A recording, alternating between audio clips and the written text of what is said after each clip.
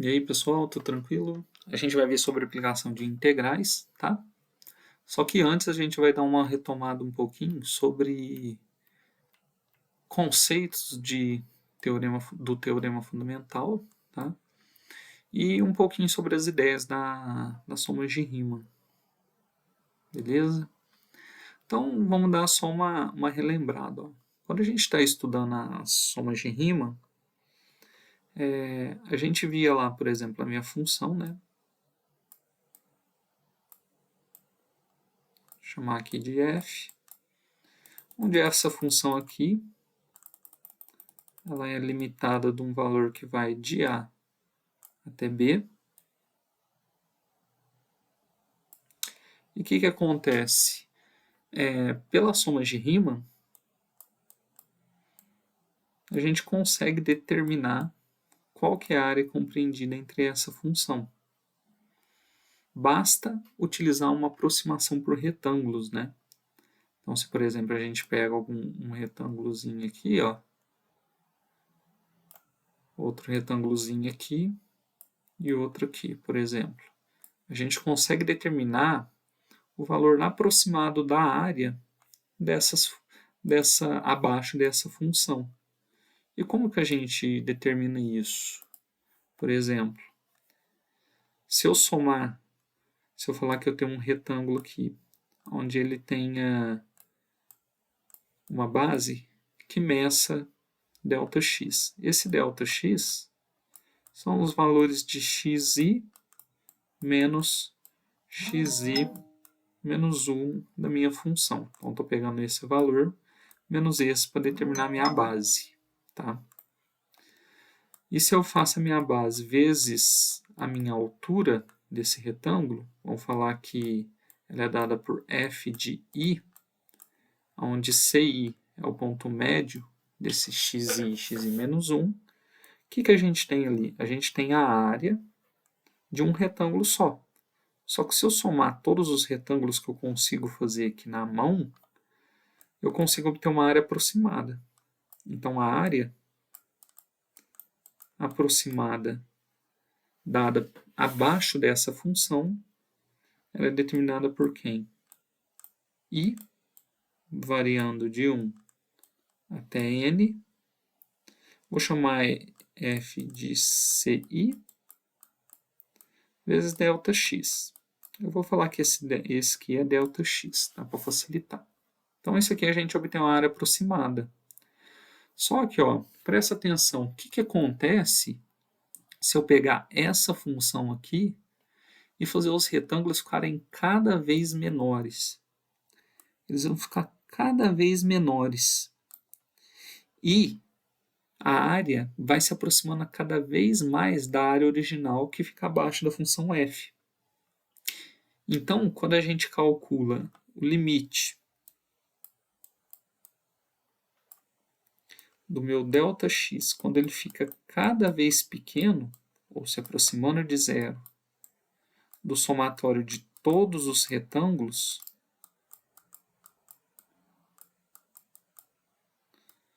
e variando de 1 até n, o que a gente tem aqui? A gente tem que isso daqui vai nos dar a área delimitada pela função. Tá? Isso daqui a gente já viu também, né? Que isso aqui pode ser escrito como a integral definida de a até b da minha funçãozinha f de x, d de x. Tá? Então, isso aqui a gente já viu. E o que acontece? Ó? O teorema fundamental do cálculo ele nos fala que quando essa minha f' ela tem uma primitiva,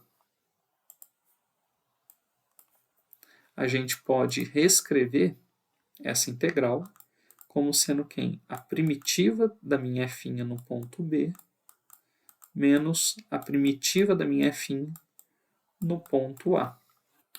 Então, eu posso utilizar isso aqui para poder calcular a área abaixo de uma função delimitada no plano. Tá? Isso vai facilitar bastante na hora da gente for calcular algumas áreas e volumes de funções.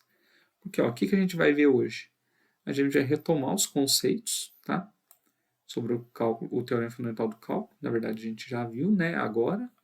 Abordar os conceitos sobre o cálculo da área por integral definida e abordar os conceitos do cálculo de volume. Tá? Então, ó, sobre o teorema fundamental do cálculo é aquilo que eu acabei de falar, né? Dada uma função f delimitada no intervalo AB, se essa função ela for contínua, né, em todo aquele intervalo que a gente está analisando, a gente tem que a integral definida dessa função que a gente está analisando, se ela tiver uma primitiva, o cálculo dessa integral vai ser quem? A primitiva dela no ponto B menos a primitiva do ponto A. E com esse valor a gente consegue determinar a área delimitada na função. Então, beleza, ó, com isso a gente consegue determinar a área. E vão ter alguns casos específicos do cálculo da área. Tá? Por exemplo, aqui nesse caso, ó, a gente tem que a função ela pode estar acima do eixo x e abaixo do eixo x. Para calcular a área delimitada da função abaixo de x, a gente pode aplicar direto o teorema fundamental do cálculo. E para calcular a área da função quando ela estiver abaixo do eixo x, a gente tem que fazer o quê? A gente tem que colocar essa integral em módulo. Porque aqui é como se a gente tivesse retângulos, né, de bases positivas, mas as alturas deles forem negativas. Então vai dar uma área negativa. E a gente não calcular uma área negativa, né? Então, nesse caso, só substituir ali e colocar o módulo, tá? Então, vai ser a mesma forma de calcular os dois, só que a única diferença se a função estiver abaixo de x, a gente coloca o módulo. Tá? Quando a gente tiver duas funções, nesse caso, para determinar a área rachurada aqui, a gente utiliza na fórmula e aplicando o teorema fundamental do cálculo, é só você fazer a primitiva da minha função de cima menos as primitivas no intervalo de AB aplicada na primitiva da de baixo. E a gente consegue determinar quanto que é essa área. Então não é difícil, é só substituir na fórmula, né? Um exemplo aqui, ó. Vamos supor, a gente tem essa função que f de x é igual a x. Eu quero calcular qual que é a área compreendida entre a função x e o eixo x. Eu quero descobrir isso aqui. Como que eu faço para descobrir isso? Só você aplicar a integral definida de 0 a 4, porque é o intervalo definido que a gente quer calcular a área, da minha função x.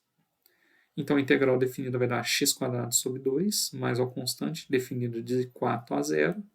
Substituindo ali, a gente chega em 8 unidades ao quadrado. Tá?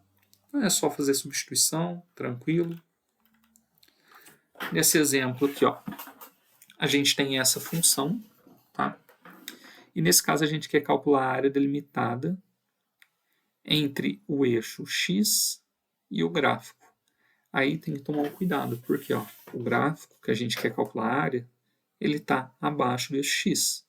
Então, para calcular essa área, a gente vai usar a fórmula e calcular o quê? A integral definida de 0 a 1, em módulo, tudo, tá? De x ao cubo menos 1 d de x. Beleza. Resolvendo ali, isso aqui vai dar módulo de x² sobre 4 menos x. Tudo isso definido no intervalo de 0 a 1, tudo em módulo. Igual as constantes, eu já eliminei ali, porque a gente já sabe que vai sumir, né? Então, esse aqui vai dar o quê? 1/4 menos 1, que vai resultar menos 3/4. Só que isso aqui tudo está em módulo, né? Então, nesse caso, vai dar mais 3/4. Beleza?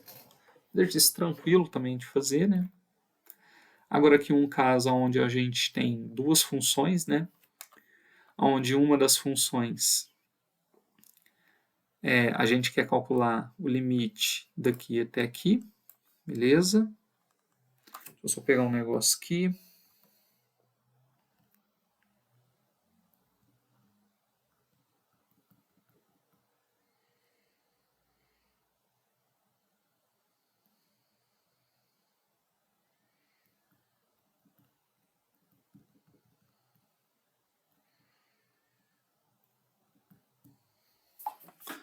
Beleza, a gente quer calcular aqui, então, a área delimitada pela função x² e a função x mais 2. Quando a gente vai calcular essa área aqui, tem que tomar um cuidado. Ó. Como a gente vai calcular a área, tem que primeiro determinar a interseção entre eles. Tá? Então, como que a gente calcula essa interseção? Basta a gente igualar as duas funções. Então, a gente põe x² é igual a x mais 2. Porque a gente quer descobrir para quais valores de y iguais elas vão ser. Então, é só transformar aqui x² menos x menos 2 é igual a zero. Isso aqui a gente pode reescrever como x mais 2, mais 2 não, menos 2, ver como sendo x menos 2, tá? E x mais 1. Tudo isso é igual a zero. A gente pensa, ó, a gente tem um produto de duas coisas e isso aqui vai dar zero. Então a solução vai ser o quê? 1x vai valer 2 e o outro x vai valer menos 1. Tá? Então a gente sabe que o cálculo da área que a gente vai determinar vai ser delimitado entre menos 1 e 2. Então a gente quer descobrir quanto que vale tudo isso aqui preenchido. Tá? Então, para calcular isso, o que a gente faz?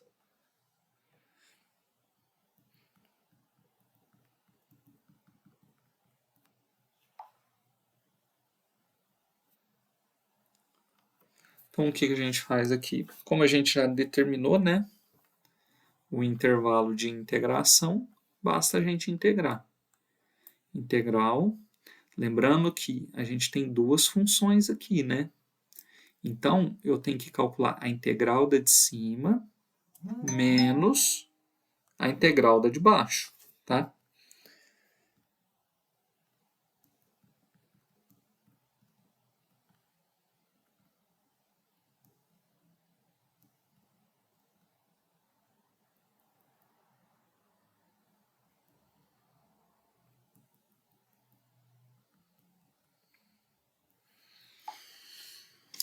Então, a gente vai calcular primeiro a integral. A gente pode fazer de várias formas, né? Calculando cada uma separada ou aplicando a fórmula. Vamos fazer separado. Calculando essa integral aqui da de cima, a de cima é dada pela função x mais 2. Então, x mais 2, tá? Definida de 0 não, de menos 1, né? De menos 1 até o 2, d de x, beleza? Então, vai ser a de cima menos a de baixo. Integral definida de menos 1 até 2, da função x² d de x. Beleza. Então, ó, tem isso. Aí, o que eu faço? Como as integrais definidas são no mesmo intervalo de integração, a gente pode juntar elas, né? Para facilitar e depois calcular. Ou calcular separado, tanto faz também. Então, aqui vai ficar menos x² mais x mais 2 d de x. Tá. Cheguei nisso daqui. Vou fazer a integral. Já vou fazer direto aqui, né? Então, vai ficar ó, menos x ao cubo sobre 3 mais x² sobre 2 mais 2x, definido no intervalo de menos 1 até 2. Tá.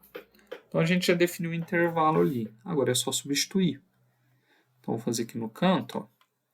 Então, vai dar ó, menos 2 ao cubo, já vou por 8, dividido por 3. 2 ao quadrado vai dar 4 por 2, vai dar 2. 2 vezes 2, 4.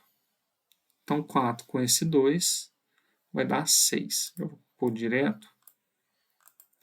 Uso de espaço. Então, vai ficar isso menos o restante. Aqui vai ficar menos 1 ao cubo. Como o expoente é ímpar, ele vai dar menos. Só que esse menos com esse menos aqui vai dar mais, né? Então, aqui na hora que eu substituir, isso aqui vai dar mais. Só que eu tenho esse menos, então vai dar menos.